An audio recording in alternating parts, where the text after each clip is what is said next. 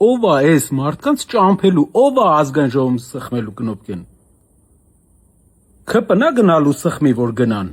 Որ եղբայրը վարչապետ չդարձավ, կնոպկա սխմելու համար էլ ոչ բոլորն են ազգային ժողով գնում։ Ուժեղ Հայաստանում շարունակվում է ուժեղ մանդատաթափը։ Խորհրդարան չգնա ցուցակի առաջին կին թեկնածուն Գոհար Մելոյանը, ով նախ հաշվում էր, թե քանի օր է մնացել ուժեղ Հայաստանին, ապա վիճարկում ընտրությունների արդյունքները սահմանադրական դատարանում, զուգահեռաբար հանդես գալիս նաև աղմկահարույց հայտարարություններով։ Այսինքն, այո, ես փաստում եմ, որ անկլավներ տվել են 21-ից 26 անկլավների, այո, սահմանազատում է եղել եւ իշխանությունը սահմանազատում է եղել 21-26 անկլավ էր թե չէ, Կիրանց անկլավ էր համարվում, թե ոչ։ Ես չգիտեմ, դուք գնահատեք, հիմա Կիրանցում սահմանում է։ Այո, Կիրանցում ապօրինի սահմանազատում է եղել։ Ում Սահմանազատվել է։ Մանդատը չի վերցնի նաև տարածքային կառավարման եւ ենթակառուցվածքների նախկին փոխնախարար Բագրատ Սրբազանի հեղաշրջման ցուցակի շրջակա միջավայրի նախարարի թեկնածու Լիլիա Շուշանյանը, որը հիշեցնենք աշխատել է նաև վարչապետ Նիկոլ Փաշինյանի կառավարման օրոք։ Հրաժարական է տվել 44-օրյա պատերազմից 1 տարի հետո եւ անցած տարի հանգրվանել Սամվել Կարապետյանի քաղաքական ուժի շարքերում։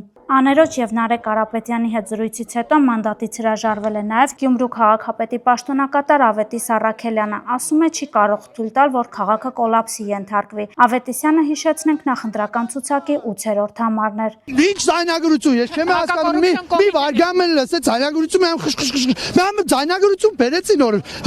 բան Բագրատ Սրբազանի համար։ Հետո տեսակ ինչ էր եղավ, արհեստական ինչ ուզեց սարքեն։ Խորհրդարանում ներկա կլինի 3 քաղաքական ուժ կենտրոնական ընտրական հանձնաժողովն այսօր բաշխել է մանդատները։ Եթե Հայաստան դաշինքի պարագայում անակնկալներ չկան, մանդատից հրաժարվեց միայն Ռոբերտ Քոչարյանը, իշխող ուժի պարագայում այն անձինք, ովքեր կառավարությունում իրենց աշխատանքն են պահպանում կամ այլ պաշտոնների նշանակվում, ուժեղ Հայաստանի դեպքում անհասկանալի իրավիճակ է ստեղծվել։ Նախ ցուցակի մոտ 160 թեկնածու, որոնք այսպես թե այնպես պատգամավոր չէին դառնալու ինքնաբացարկ հայտնեցին, հաջորդ թիվ փաստորեն ինքնաբացարկ են հայտնում նաև առանցքային ներկայացուցիչներ։ Փաստորեն ըստ գաղտնի պլանի բոլորը զբաղվելու են կուսակցաշինությամբ, կնոպկա կսեղմեն միայն Նարեկ Կարապետյանն ու էլի մի քանի հոգի։ Արամ Վարդևանյանն օրինակ, որն առ այս պահը մանդատից հրաժարվելու դիմում չի ներկայացրել, բայց թե ինչքան երկար կպահպանի իր մանդատը հստակ չէ, որովհետև Քոչարյանի կողքին էլ միջև վերջ չմնաց։ Խորհրդարանում կհայտնվեն նաև Սերժ Սարգսյանի նախկին թիմակիցները Էդգար Ղազարյանն ու Մամիկոն Ասլանյանը։ Հիշեցնենք, որ փետրվարից առ այսօր հակակոռուպցիոն կոմիտեն ձայնագրություններ է հրապարակում, որոնք այս կամ այն կերպ վերաբերում են ուժեղ Հայաստանի եւ ընդդիմադիր այլ քաղաքական ուժերի կողմից ընտրակաշառք բաժանելուն, բարեգործության արգելքը խախտելուն, հանրահավաքին մասնակցելու համար նյութապես շահագրգռելուն։ Եթե նախկինում բաժանում էին 5000 դրամից սկսած գումար, տուկի, թել, շաքարավազ ու ջեմ, այժմ խաղադրույքները բարձրացել են։ Խոսքը 100 հազարավոր գումարների մասին է, իսկ գումարից բացի քյաբաբ, կոլա ու շալվար, հանրահավաքին պատշաճ կերպով ու կուշտ ներկայանալու համար։